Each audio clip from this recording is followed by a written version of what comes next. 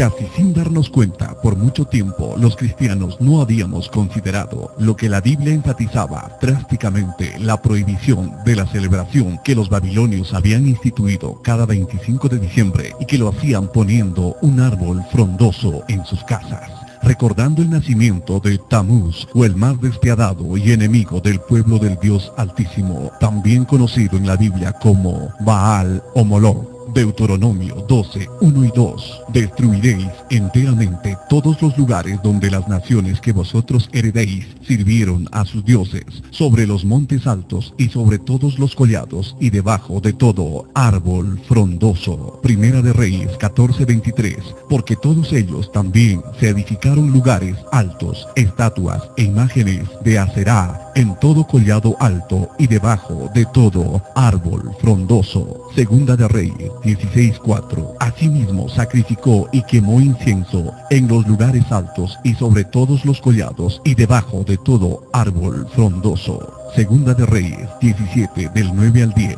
Y los hijos de Israel hicieron secretamente cosas no rectas delante de Jehová, y levantaron estatuas e imágenes de Aserá en todo collado alto y de todo. Ezequiel 6:13. Y sabréis que yo soy Jehová cuando sus muertos estén en medio de sus ídolos, en derredor de sus altares, sobre todo collado alto, en todas las cumbres de los montes, debajo de todo árbol frondoso y debajo de toda encina espesa, lugares donde ofrecieron incienso a todos los ídolos. Ezequiel 7:2 en adelante. El fin viene sobre los cuatro extremos de la tierra. Enviaré sobre ti mi furor y te juzgaré según tus caminos, y pondré sobre ti tus abominaciones.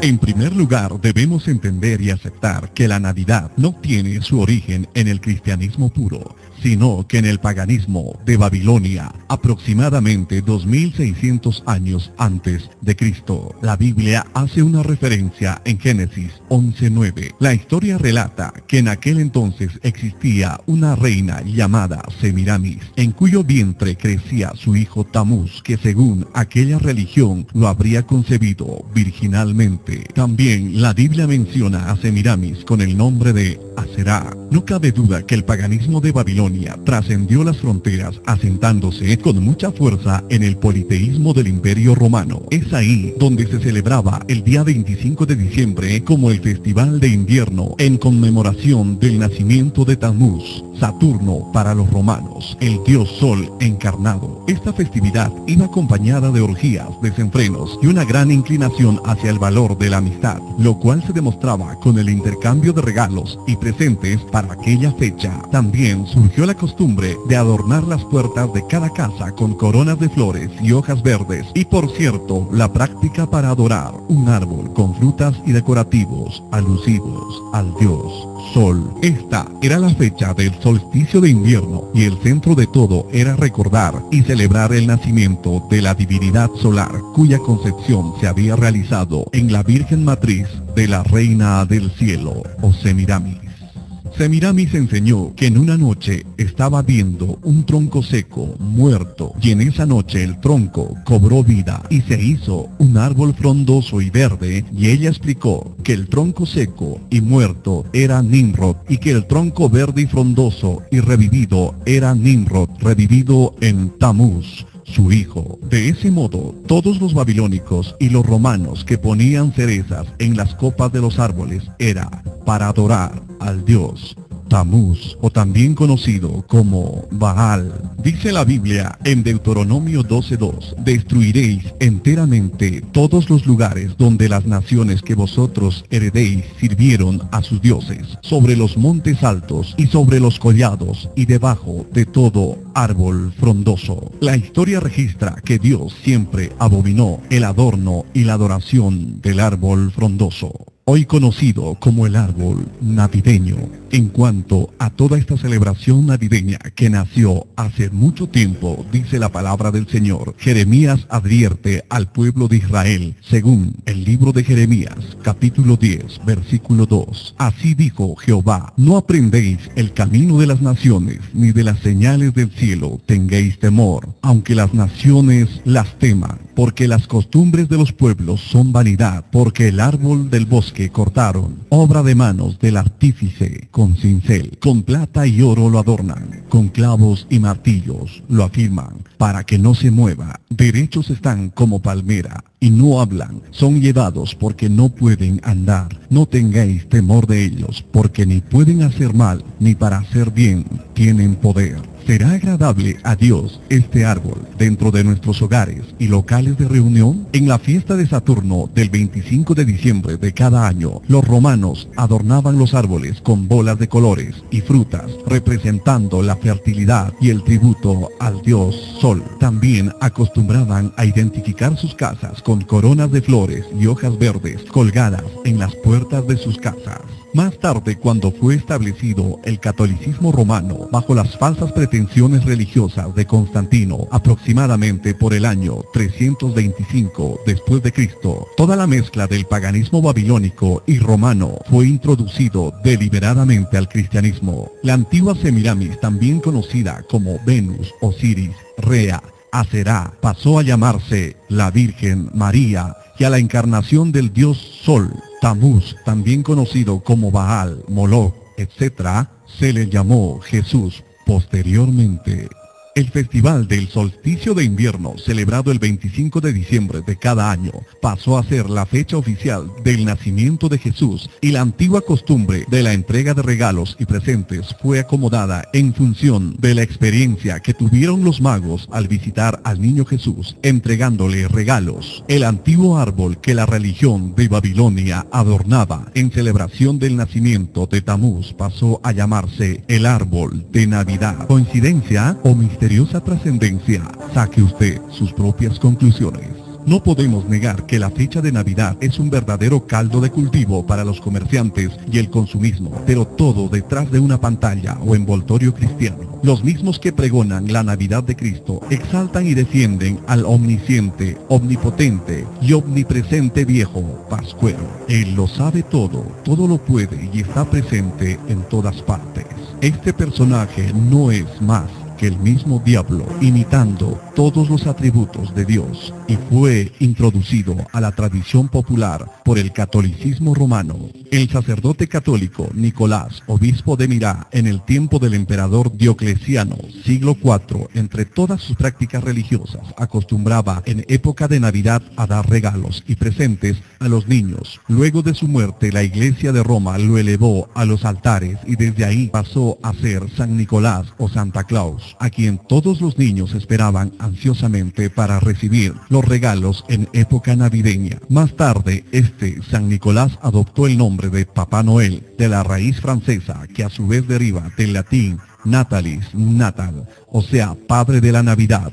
Este Papá Noel trascendió hasta Occidente. Ya en época contemporánea fue introducido en diversas historias que hablaban de su origen, relacionándolo con el Polo Norte, con la participación de gnomos o demonios enanos y renos que lo trasladaban en su tarea de repartir regalos por todo el mundo. En 1931, la empresa multinacional Coca-Cola tomó este popular personaje y lo vistió con sus colores corporativos, y es ahí donde se produjo una verdadera explosión y propagación de la creencia de este falso impostor e imitador del Dios Altísimo, Todopoderoso. Ahora veamos lo que Dios dice. A Dios no le agrada el participar de las costumbres y los caminos de las naciones, considerándolo como vanidad. Según la tradición, Jesús nació en invierno, 25 de diciembre, o solsticio de invierno, pero un estudio detallado de las referencias bíblicas nos hacen concluir que el Señor no nació en invierno, sino en otoño,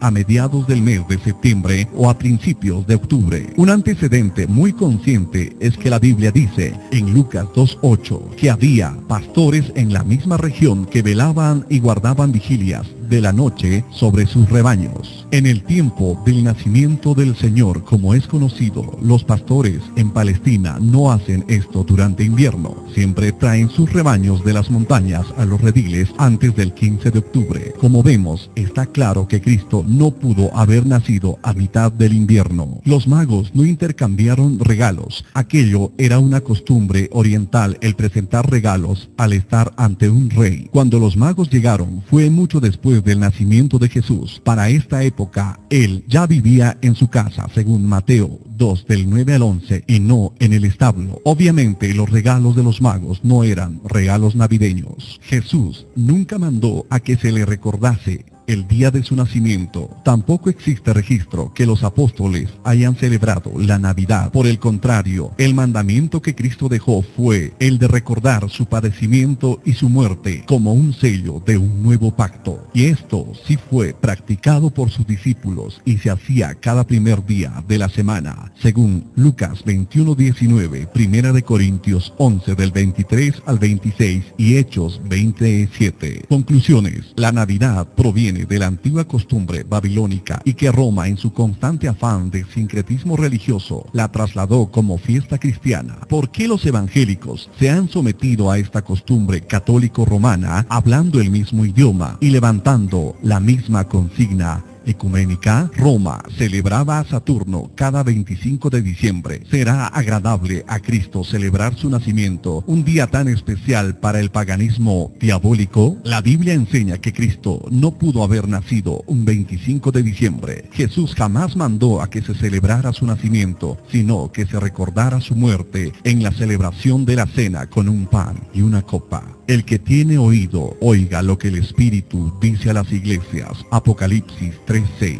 Muchos cristianos se preparan para celebrar esta festividad pagana. Aún anticipadamente lanzan felicitaciones por esta celebración pagana. Dile no al paganismo, dile sí a Cristo. El regalo más precioso que puedas darle a una persona es predicarle el Evangelio. Ahí le estás dando palabra de vida eterna. Ese es el regalo. No hay otra cosa más importante que predicar el Evangelio y salvar muchas vidas, que en la misma celebración de este 25, muchos partirán directamente al infierno.